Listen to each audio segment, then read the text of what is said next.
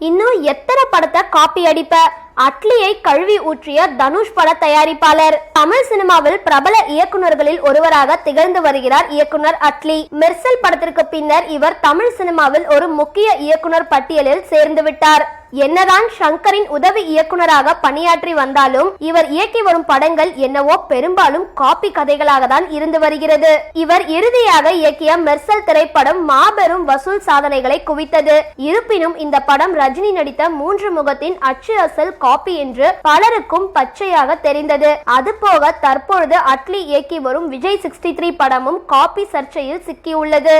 இந்த நிலையில் அட்லி இயக்கிய மெர்சல் திரைப்படத்தின் கதையை ஏற்கனவே பதிவு செய்திருப்பதாக பிரபல தயாரிப்பாளர் கதிரேசன் புதிய சர்ச்சையை கிளப்பியுள்ளார். மேலும் அட்லியை கடுமையாக விமர்சித்துள்ளார். தயாரிப்பாளர் கதிரேசன் பொல்லாதவன், ஆடுகளம், ஜிகர்தண்டா போன்ற பல படங்களை தயாரித்துள்ளார். சமீபத்தில் பேட்டி ஒன்றில் பங்கேற்ற இவர் ரஜினியின் 3 முகம் படத்தின் ரீமேக் உரிமை தன்னிடம்தான் இருந்தது என்று, ஆனால் அட்லியின் மெர்சல் படத்தை பார்த்த பொழுது 3 முகம் படத்தின் கதை போலவே இருந்ததால் எனக்கு மிகவும் அதிர்ச்சியாக இருந்தது என்றும் கூறியுள்ளார். அந்த படத்தை லாரன்ஸ் வைத்து எடுக்கவும் திட்டம் தீட்டி இருந்தது.